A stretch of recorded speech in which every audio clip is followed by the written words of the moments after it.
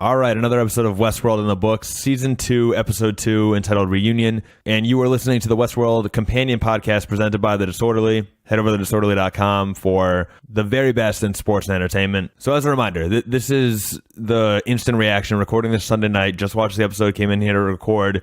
That's what you're listening to. Now, later in the week, we'll do more of a deep dive where we get more into the nitty-gritty. I'll probably watch it again. I'll have some time to let things settle in. So that's more of the in-depth sort of discussion about Westworld and whatever shows we do in the future. But this is the instant reaction. So just very quickly getting to not a whole plot summary, but just sort of some of the main points. Right away we get clarity on a lot of the futuristic scenes. I don't know if you guys watch the in the weeks ahead sort of segments at the end where they show you stuff from the season. I know some people don't like to watch that. I don't really have a problem with it, but for those who didn't watch it, let me just fill you in. They showed a lot of scenes of Dolores and Arnold or Bernard or the people that we've recognized dressed in modern clothes. And there's a lot of questions about what was that.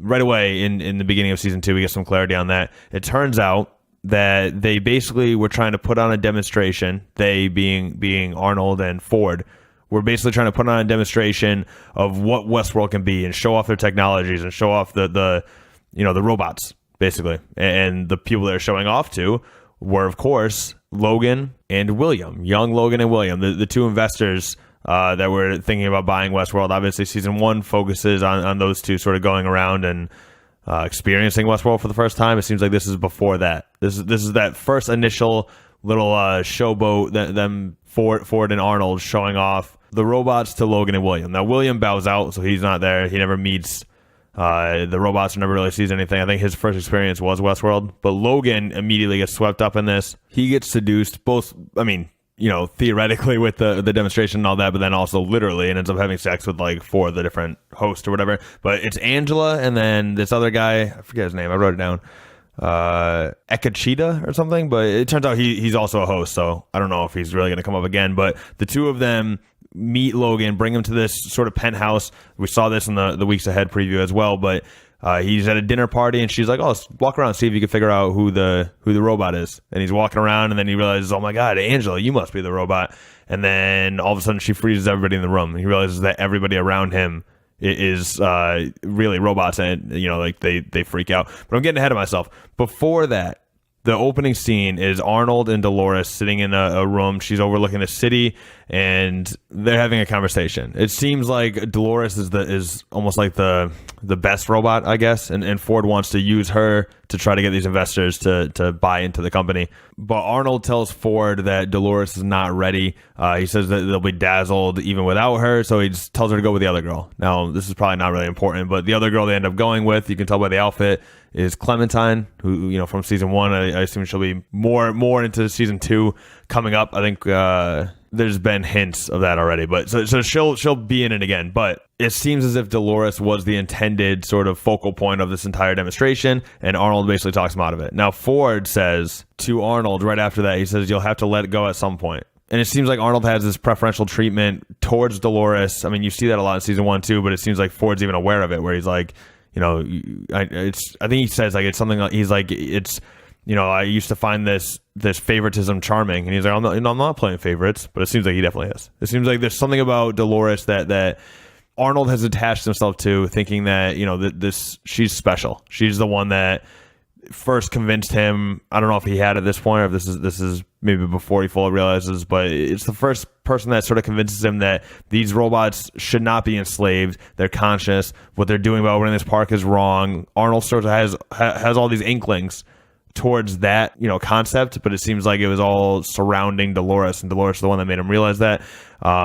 After he convinces Ford not to use him in this demonstration, he takes Dolores into the city. They're walking around the city. By the way, I assume it's China, because the army was speaking Chinese in the first episode. It seems like this is off of mainland China on an island that's being built. And then I saw Chinese characters.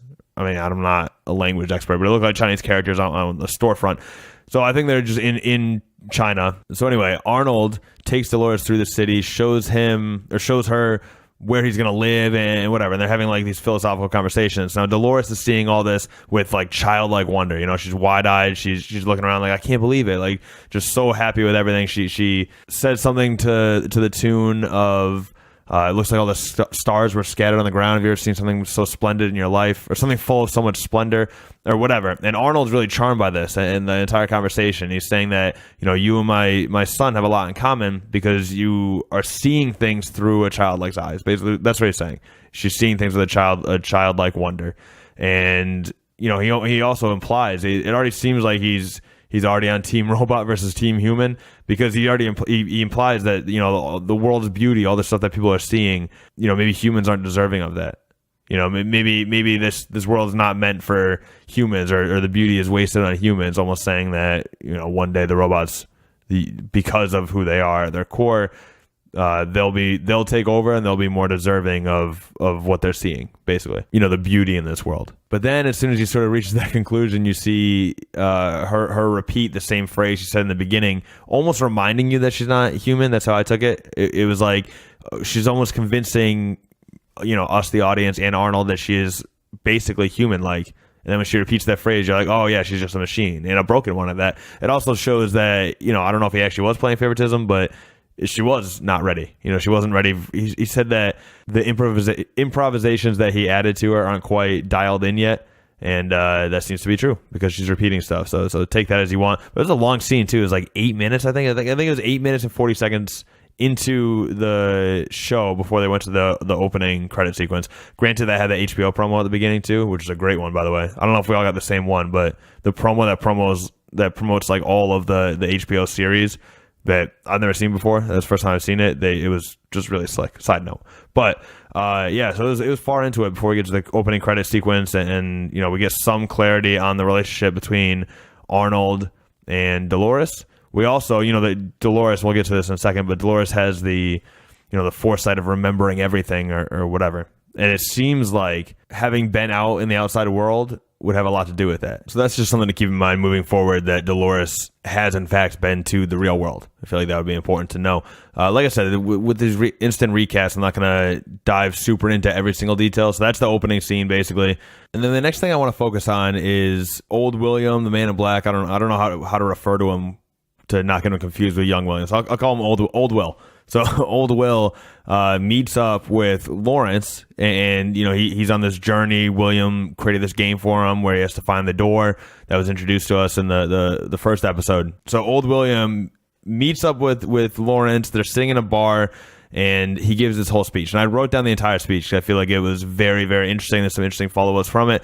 So I'll just to reiterate that, I'll recap the speech that he gives to, or the monologue or whatever, that he gives to Lawrence. He says, "That's why your world exists," talking about Westworld. "They wanted a place hidden from God, a place they can sin in peace. But we were watching them. We were tallying up their sins and their choices. Of course, judgment wasn't the point. We had something else in mind entirely. But I have received my judgment all the same, Lawrence, and I take issue with it. Because up until this point, the stakes in this place haven't been real, so I'm going to fight my way back and appeal the verdict. Then I'm going to burn this whole fucking thing to the ground." So there's two takeaways from that, in my opinion. First, what did he have in mind? This is kind of teased and implied throughout the episode. He seems like he's, specifically William, was using Westworld for something else. Now, I'm not exactly sure what. I don't think we know yet. But actually, both William and Dolores both seem to be implying that there's a hidden purpose to Westworld. We find out that this is probably stemming from a conversation that the two of them had, 30 years ago when it was young William and Dolores talking, and he brought her out and showed her something. Now, we don't know exactly what it is yet. There's some implications. We can get to that. But it's worth noting that there's a lot of parallels right now, or at least in this episode, between Dolores and William. Because it seems like the two of them are both searching for this hidden meeting. The two of them are both on this big quest right now. They need to acquire an army first and then go to the same spot. Like, it's very eerily similar, these two plots. And it seems like, obviously, given the history between them and the fact that they're both main characters, it seems like the path of Dolores and William are converging right now. They're going to end up meeting in a certain spot for some sort of final showdown or something. It seems like that's the direction this is heading. But what is that larger purpose? What is this hidden, the valley beyond? That part's still to be determined. Now, granted, at the end of this episode, we do get a little bit of insight on that. Dolores is talking to Teddy, and he's asking about the valley beyond. And she's like, it doesn't really matter what you call it. And by the way, the valley beyond is not a place, it's a weapon, and I'm going to use it to destroy them. Now, this could be metaphorical. It might not literally be like a giant gun. I don't know what it is, but she says that it's a weapon. I'm going to use it to destroy them because an old friend was dumb enough to show it to me. And obviously he's referring to William. Now, as far as William's concerned, this is all still being orchestrated by Ford, because old Will almost gets his army. He's meeting with El Lazo, who used to be played by the Lawrence robot. Now he's played by somebody else. I didn't get a good look, but I think it's the guy from Breaking Bad, the guy who owns the chicken chain. Anyway, El Lazo, he meets up with him and he thinks it's going to be his army, but then it turns out to be a huge trick orchestrated by Robert, because basically it says the guy starts repeating the similar phrasing that he got from the young child version of Robert, where he says, "This game was meant for you, William, but you must play it alone." And then all the army people turn the guns on themselves and kill themselves. So that was pretty crazy. Before that happens, El Lazo says, "I'll see you in the valley beyond," before he shoots himself.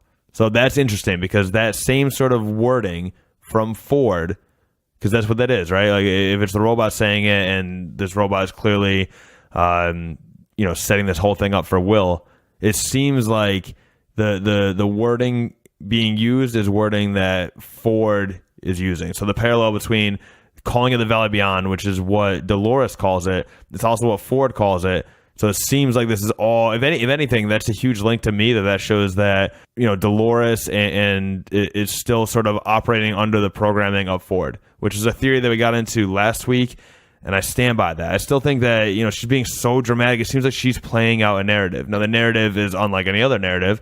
It's a narrative that's having her actually kill human beings and get to some point or whatever, but it seems like the fact that she uses the same wording as Ford, what that tells me is that, it's the language, it's the voice of Ford speaking through all these different robots.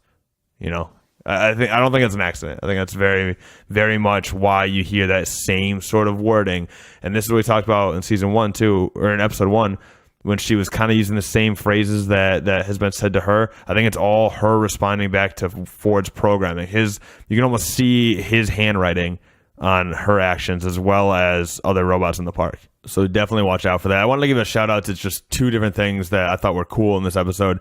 First, when Dolores goes to get her army, she goes and confronts the leader of that army or whatever, and it looks like the Last Supper. Like, when you walk in, they're all sitting on one side of the table. It's just set up very much as a feast in front of them. It's set up like the Last Supper. The conversation doesn't go so well. Teddy and Angela kill everybody, including the leader. I'm blanking on his name right now, but including him. And then he has the other guy go and heal him. So obviously, the Last Supper, the guy in the center, who in the Last Supper painting is Jesus, he gets killed, he dies, and then he gets resurrected. So it was definitely intentional symbolism. I just thought that was really cool. I wanted to give a shout out to that. And then also the scene at the dinner party where it was the retirement of the Delos, Logan's dad. It was the retirement of him, but they said, "Oh, it looks more like a coronation," because it seems like William was getting crowned as the new leader of the company. In the backyard, we see Logan, who is just a wreck. Obviously the situation from season 1 didn't end so hot for him. He really went through a journey. William took him over. Remember, I think he's riding off in the sunset naked on a horse. Crazy journey he's gone through, but it seems like he is a wreck, a mess of himself, doing some sort of futuristic drugs where he's injecting himself with something in the backyard, and he's distraught, I guess you could say. But he delivers one of the coolest lines I think I've ever heard, which is also kind of symbolic and has implications for the rest of the series as well. But I wrote it down because it was so cool. He said, referring to the party that's going inside, he said, "That is the sound of fools fiddling as the whole fucking species starts to burn. And the funniest part, they lit the match." Which I just thought was awesome. I just thought it was an awesome line, really good writing. But yeah, I wanted to shine a little light on that as well. And finally, and I'll wrap it up on this for the recap episode, Dolores and Maeve finally cross paths. And that's all we see of Maeve and Hector. We see them for 1 second. They cross paths with Dolores. They have kind of a philosophical conversation about how Dolores is preaching freedom, freedom, freedom, and yet all she's doing is commanding other people to do stuff, not really giving them freedom. Like she's in control now. She's basically become the new Ford, which, by the way, I don't think it's an accident either. I think Ford's dead, and she's playing out Ford's narrative exactly how he wanted to. So I think that in a very real sense, she is the new Ford, and she's the one that's controlling these robots, just like Ford was, and Maeve kind of points that out to Dolores, and then of course to us, the audience, as well, where she's like, hey, you're basically just bossing these guys around, so how can you sit here preaching freedom? It's always seemed to me that Maeve is, I don't know how to quantify this, but is more conscious than Dolores. Like, I feel like she really knows what's going on. Dolores is still responding to programming. And we'll see. That'll develop, obviously, as it goes. But the reason I even bring that scene up, and it's important, I guess, but we'll get into it later in the week. The reason I bring it up is because Lee's outfit was one of the funniest things I've ever seen. Like, I cracked up laughing when they just cut to him and he's got like a dumbfounded look on his face and he's dressed in his suspenders and his cowboy hat. It was just like legit one of the funniest things I've ever seen, especially in this show. And there was not a lot of humor in this episode at all. They've mixed in humor here and there with Westworld, but not a lot of humor in this episode, but that just made it funnier. It's like when someone tells a really funny joke in class or in church or something where it's like not a funny situation and it makes the joke 10 times funnier. I just had to point that out. Had to shine a little light on my boy Lee's outfit. It was crazy. But yeah, that'll wrap it up, I guess, for the recap episode. Tune in later this week for more of a deep dive. I'll go more into the plot, more into what everything means. As always, when I do these, I haven't watched the Next Time on Westworld. I haven't watched that segment, so I will watch that going into the midweek episode. So I'll have some insight on that too, what we're seeing possibly, what things mean. But right now I haven't, just because I don't even want to let it creep into my instant take in case you guys don't want to hear that kind of thing. But yeah, if I had to give you a theory to sort of ponder as you move forward this season, and it's the one that basically we talked about it last week, but I feel most strongly about, it's that Dolores is still responding to programming. She's not free at all. Her programming, just like Maeve in season 1, is telling her to escape. And she's oblivious to the fact that she's not acting on her own, interest at all. She's literally playing out Ford's exact narrative. And it seems like that narrative is going to ultimately lead her to some sort of clash with old Will, who is on his way to the same place that Dolores is on her way to. So, interesting, man. Another great episode. Like I said, later this week we'll come out with more of the deep dive, and just subscribe to this podcast. Rate, review, subscribe. Be the first to hear all the new episodes. Go to thedisorderly.com for your best in sports and entertainment. Like I said, it's always weird that I'm doing this Westworld companion podcast and also an MLB weekly baseball recap, but I'm doing that as well. So if you're into baseball and Westworld like me, you can check that out. There's lots of stuff. It's a mishmash of a lot of really, really interesting stories and news articles and videos and interviews and whatever from the world of sports and entertainment. So go there. Disorderly Media on Twitter and Disorderly ENT on Facebook, or just search for the Disorderly on Facebook. It's probably the easiest way to do it. And you can find me on Twitter at Nick Risner, NickRizner. My DMs are open. Ask me if you have any questions about Westworld or anything, feedback, constructive criticism, anything. Please reach out to us on Twitter, and I'll be happy to respond. But that'll do it. Thanks, guys. Peace.